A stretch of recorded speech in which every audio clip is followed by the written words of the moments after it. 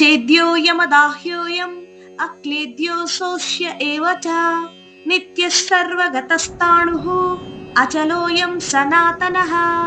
పద అర్థం చూద్దాం రండి.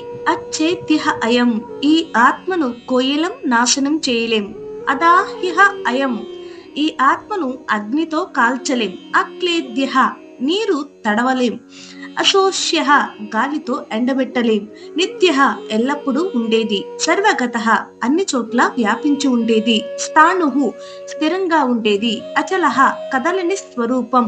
అయం సనాతనః, ఇది శాశ్వతమైనది. ఇప్పుడు తాత్పర్యం చూద్దాం రండి. ఈ ఆత్మను ఎవరూ కోయలేరు, అగ్నితో కాల్చలేరు, నీటితో తడపలేరు, గాలితో ఎండబెట్టలేరు. ఆత్మ శాశ్వతమైనది, అన్ని చోట్ల వ్యాపించి ఉంటుంది, స్థిరంగా ఉంటుంది, కదలదు, శాశ్వతమైనది. ఇప్పుడు సందర్భం చూద్దాం రండి. అర్జునుడు మరణాన్ని చూసి భయపడుతున్నప్పుడు శ్రీకృష్ణుడు మరి ఒక్కసారి ఆత్మజ్ఞానం గురించి అర్జునుడితో వివరిస్తున్నటువంటి సందర్భంలోనిది. భగవద్గీత మరింత మందికి చేరువ కావాలి అంటే నా వీడియోని మీరు తప్పకుండా లైక్ చేయాలి. లైక్ చేసి మరింత మందికి చేరువయ్యేలా చేస్తారు అని కోరుకుంటున్నాను. ధన్యవాదాలు.